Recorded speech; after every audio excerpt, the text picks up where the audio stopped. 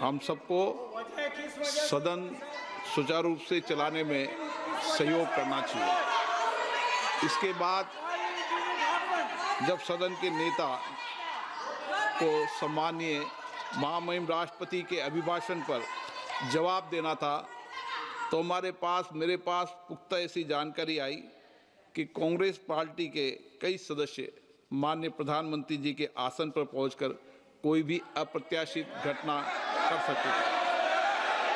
ये दृश्य मैंने सदन में देखा भी सही।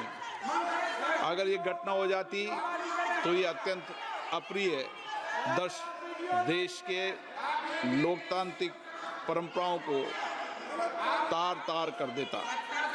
इसको टालने के लिए मैंने माननीय प्रधानमंत्री से आग्रह किया कि उन्हें सदन में नहीं आना चाहिए, और सदन के सभापति होने के नाते मेरी जिम्मेदारी बनती थी कि सदन की उच्च परंपराओं गरिमाओं को अक्षुण्ण बनाए रखें।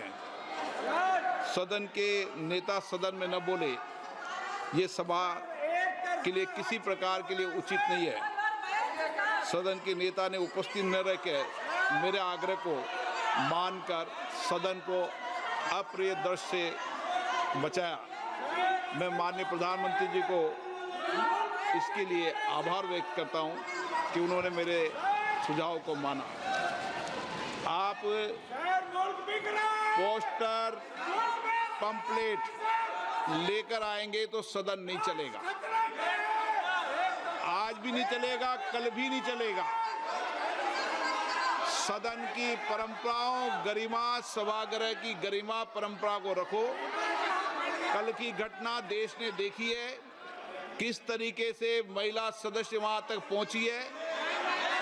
ये कोई उचित नहीं था और ये सदन की गरिमा के अनुकूल भी नहीं था।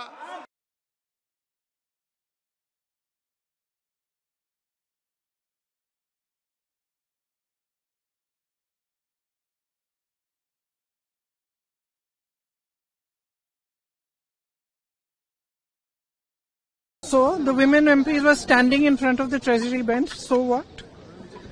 And the Prime Minister, absolute lies. It is an absolute lie. There is no question of anybody raising any hands on the Prime Minister, trying to hurt him or any such thing. There is no question. So it is absolutely wrong of anybody to say that there was any such plan. There was no such plan.